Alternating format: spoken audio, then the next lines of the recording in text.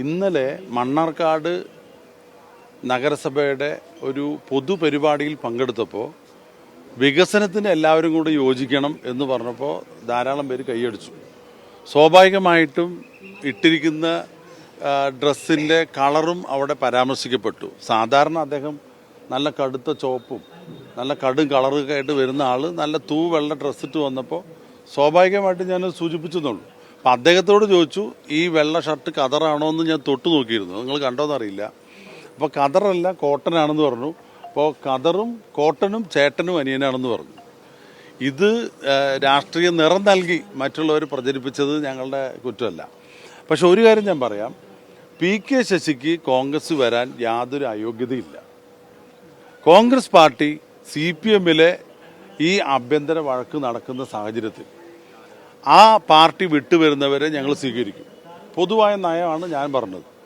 മാത്രമല്ല, അദ്ദേഹത്തിന് കോൺഗ്രസ് പാർട്ടിയിലേക്ക് വരാൻ മറ്റെന്തെങ്കിലും അയോഗ്യതകളായിട്ട് എനിക്ക് തോന്നിയിട്ടില്ല.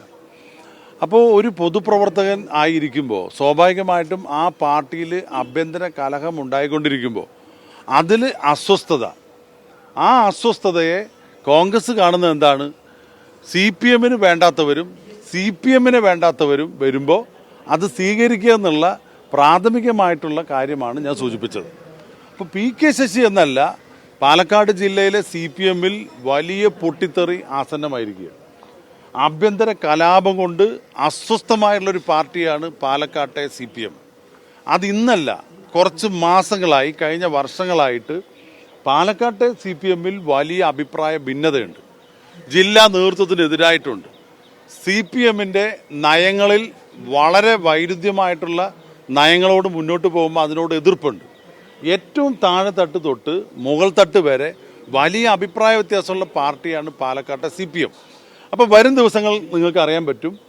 നിങ്ങൾ പരാമർശിച്ച വ്യക്തിയാകണമെന്നില്ല, പല പ്രമുഖ വ്യക്തികളും ഇന്ത്യൻ നാഷണൽ കോൺഗ്രസുമായിട്ട് ചർച്ച നടത്തി വരുന്നുണ്ട്. ഈ CPMലെ അഭിപ്രായ ഭിന്നത അത് അവസരത്തിനൊത്ത് അതിന് അനുസൃതമായുള്ള പ്രവർത്തനം കോൺഗ്രസിൻ്റെ ഭാഗത്തുണ്ടാവും.